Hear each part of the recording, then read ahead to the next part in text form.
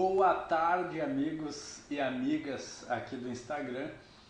Hoje eu estava conversando com um colega que fez o curso do Júri na Prática. Ele me perguntou uma questão e daí eu achei interessante fazer uma gravação a respeito disso.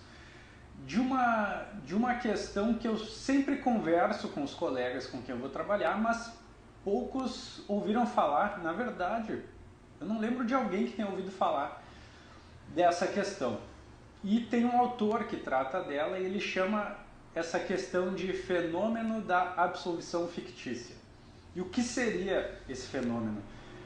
Comprovadamente, se nós formos analisar, ela possibilita que nós tenhamos mais chances de chegar a um veredito absolutório, matematicamente. E como isso, no tribunal de pessoas, de seres humanos, como a gente vai colocar a matemática ali para nos auxiliar. Mas é uma questão pertinente e eu acho muito interessante. Eu vou dar como exemplo o último júri que eu fiz agora na cidade de Canoas.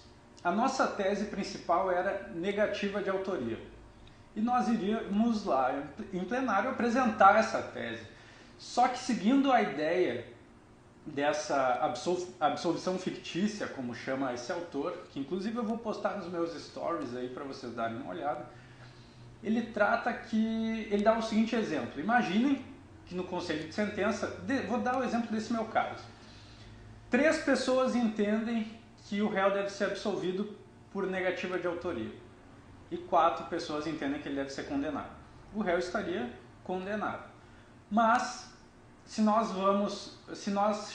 apresentarmos mais uma tese, por exemplo, o que nós fizemos, a tese de insuficiência probatória, trabalhei essa questão no júri.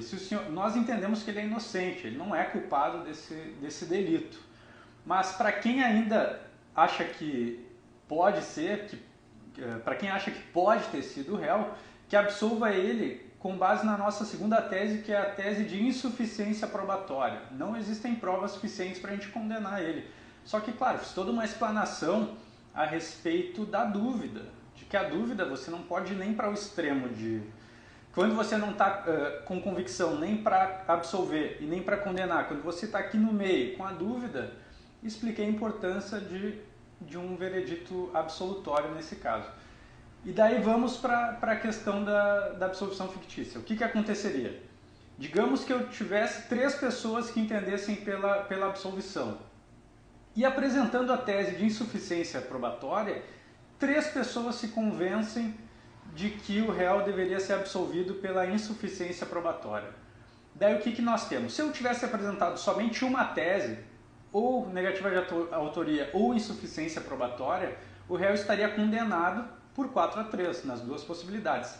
Mas apresentando as teses em conjunto, nós teríamos uma somatória daqueles que absolveriam por uma e daqueles que absolveriam por outra tese, causando aí a absolvição do réu, o que é chamado por esse autor que eu estou falando de absolvição fictícia, porque ele entende que o réu, nesse caso, não deveria ter sido absolvido, porque os jurados, na verdade, não compactuam da tese. Cada 3 jurados, por exemplo, escolheram teses diferentes.